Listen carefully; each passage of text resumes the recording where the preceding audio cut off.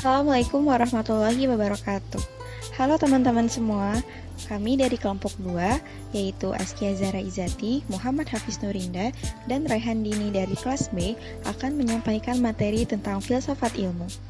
Daftar isinya mencakup pengertian filsafat ilmu, tujuan mempelajari filsafat ilmu, perkembangan sejarah filsafat ilmu, cara kerja filsafat ilmu, ciri filsafat ilmu, titik pandang filsafat ilmu, dan perbedaan antara filsafat ilmu dan ilmu. Lalu, apa saja tujuan mempelajari filsafat ilmu? Yang pertama, kita bisa mendalami unsur pokok ilmu, sehingga kita bisa memahami sumber dan hakikat ilmu secara menyeluruh. Dan yang kedua, memahami sejarah perkembangan ilmu, sehingga kita bisa mengetahui tentang proses ilmu secara historis.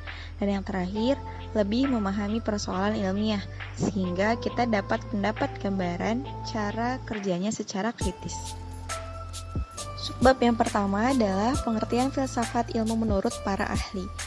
Yang pertama, dari Berling dan kawan-kawan, filsafat ilmu adalah penyelidikan tentang ciri-ciri pengetahuan ilmiah dan cara-cara memperolehnya.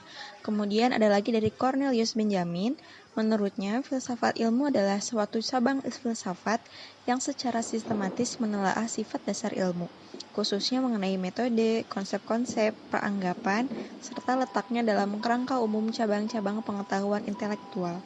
Lalu ada lagi dari Robert Ackerman. Menurutnya, filsafat ilmu adalah suatu tinjauan kritis mengenai pendapat ilmiah dewasa ini melalui perbandingan terhadap pendapat tertentu.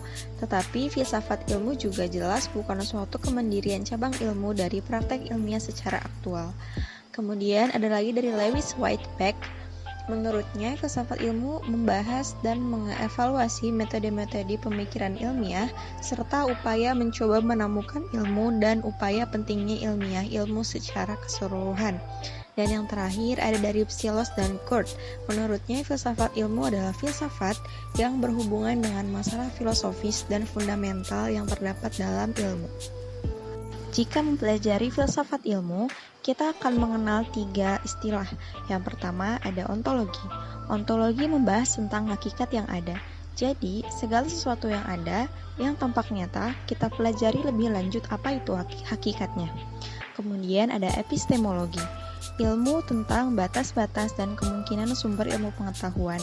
Jadi, epistemologi ini menekankan tentang bagaimana cara kita bisa memperoleh suatu ilmu pengetahuan. Dan yang terakhir ada aksiologi. Aksiologi mempelajari nilai dan kegunaan dari filsafat yang berlaku pada kehidupan manusia. Selanjutnya adalah sejarah perkembangan filsafat ilmu, yaitu pada masa purba dan abad pertengahan. Tokoh yang pertama atau kaum yang pertama adalah Stoik. Pemikiran Stoik berkembang pada abad ketiga Masehi di masa kekaisaran Marcus Aurelius. Kaum ini percaya bahwa alam semesta pada dasarnya rasional, percaya bahwa alam itu dikembangkan secara logis. Selain itu terdapat istilah pathos. Menurut kaum ini, pathos adalah penyakit jiwa dan dapat disebut juga sebagai psikopatologi, yang penyembuhannya itu adalah apatheia. Yang selanjutnya adalah Epicurus, penemu dari sekolah filsafat Epicureanism. Kaum ini menerima fisika demokrasi, di mana alam semesta disusun di ruang kosong yang kemudian diisi oleh atom yang berbeda bentuk dan beratnya. Kaum ini juga tidak percaya kehidupan setelah kematian. Menurut mereka, kecemasan adalah akar dari ketakutan akan kematian. Yang selanjutnya adalah Plato. Plato percaya bahwa konsep memiliki bentuk universal dan ideal, yang mengarah pada filosofi idealisnya. Ia lebih cenderung menggunakan penalaran induktif, yaitu penalaran dari khusus ke umum. Ia menyatakan bahwa eksperimen pemikiran cukup membuktikan dan menetapkan kualitas suatu objek. Yang selanjutnya adalah Aristoteles.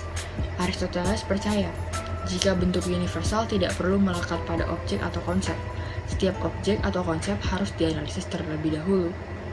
Sebaliknya, ia menggunakan penalaran deduktif, dan menurut beliau, perlu adanya observasi dan pengalaman untuk menentukan kualitas objek. Nah, selanjutnya ada abad ke-17. Tokohnya bernama Francis Bacon, dikenal sebagai bapak metode induktif. Menurutnya, induktif adalah proses pemikiran dengan meliti fenomena secara general, lalu diambil kesimpulan. Ia juga menyebutkan bahwa tidak selamanya seorang individu harus terpaku pada buku cendekiawan. Penting juga untuk mereka melihat kebenaran dan realita yang terjadi pada alam. Selanjutnya yaitu René Descartes. Dalam usaha mencapai kebenaran dasar, Descartes menggunakan metode deduktif. Ia mendedukasikan prinsip kebenaran dari prinsip sebelumnya yang berasal dari definisi dasar yang jelas. Ia menggunakan metode skeptisisme atau kesangsian metodis. Menurutnya, segala sesuatu dapat diragukan, dan dari sanalah muncul rasionalisme. Yang selanjutnya ada pada abad ke-18, yaitu kaum empiris, kaum rasionalis, dan pandangan dari Immanuel Kant. Kaum empiris berpendapat bahwa pengetahuan manusia dapat diperoleh dari pengalaman. Selanjutnya, kaum rasionalisme adalah doktrin filsafat yang menyatakan bahwa kebenaran haruslah didapatkan melalui pembuktian, logika, dan analisis dari fakta, bukan berasal dari pengalaman indrawi. Yang terakhir, Immanuel Kant, manusia yang mengkonstruksi dunianya sendiri. Melalui a priori formal, jiwa manusia mengatur data kasar pengalaman, kemudian membangun ilmu matematika dan fisika. Melalui kehendak otonomlah jiwa membangun moralitas. Dan melalui perasaan manusia menempatkan realitas dalam hubungannya dengan tujuan tertentu yang hendak dicapai, yaitu finalitas. Serta memahami semuanya secara inheren sebagai yang memiliki tendensi atau kecenderungan kepada kesatuan, yaitu unity. Selanjutnya pada abad ke-19, pengaruh dan pemikiran Kant yang mengakui bahwa ada unsur a priori dan a posteriori dalam pengetahuan. Baginya, matematika harus berangkat dari a priori, sedangkan filsafat harus berangkat dari a posteriori atau pengalaman. Selanjutnya ada tokoh yaitu Euclid. Euclid sebagai bapak geometri memberikan pengaruh yang besar karena penerapannya kepada para engineer Yunani untuk membangun teater, kuil para dewa, benteng, stadium, dan sebagainya. Selain itu, geometri digunakan dalam ilmu astronomi.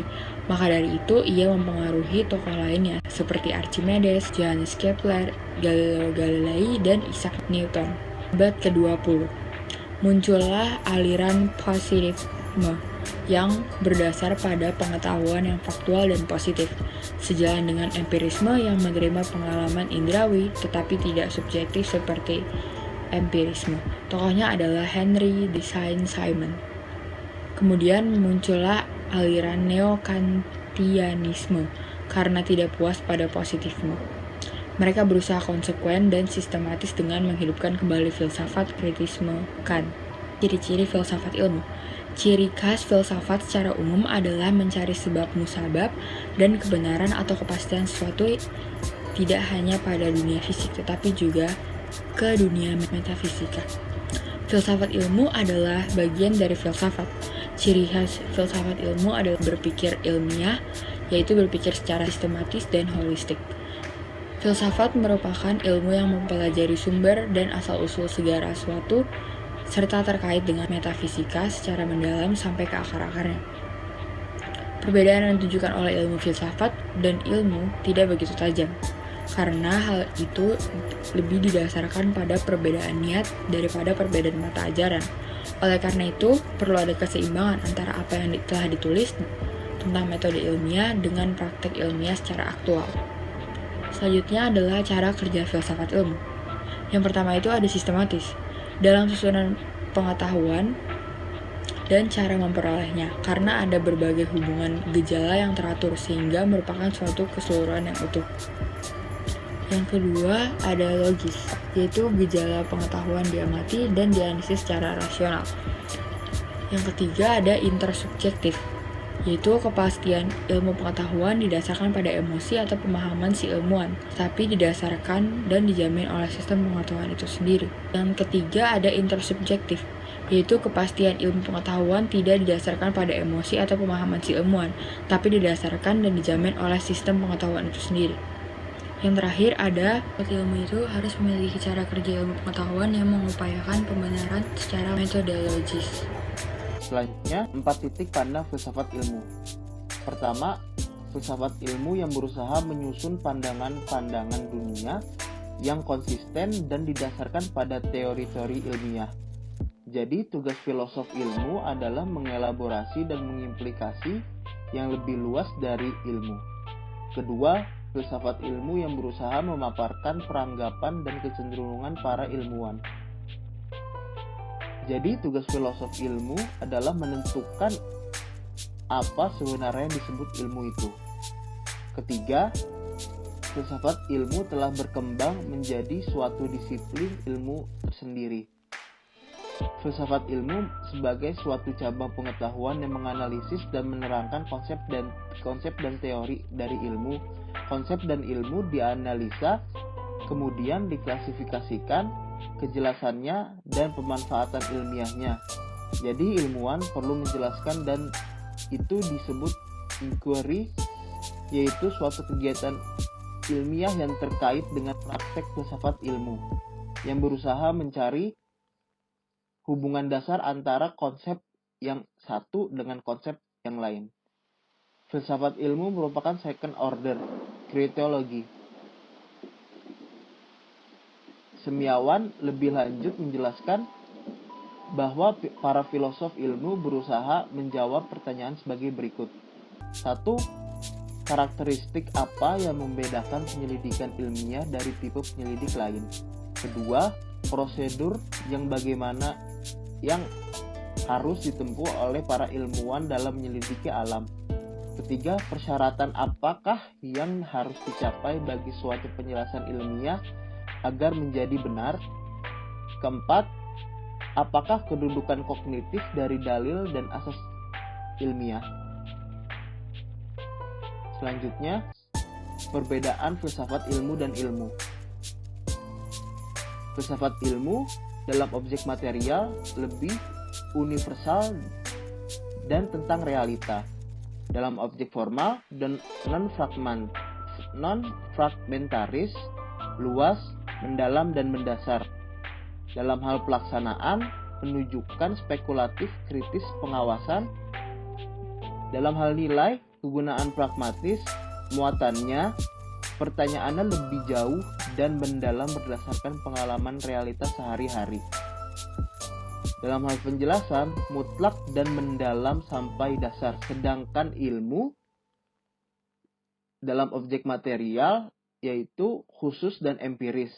Dalam objek formal, fragmentaris, spesifik, dan intensif. Pelaksanaannya diadakan riset lewat trial dan error. Nilai, kegunaan pada nilainya, muatannya, penguraian secara logis yang dimulai dari yang tidak tahu menjadi tahu. Penjelasannya, sebab-sebab tidak begitu mendalam yang lebih dekat atau secondary cause. Thanks, semoga bermanfaat.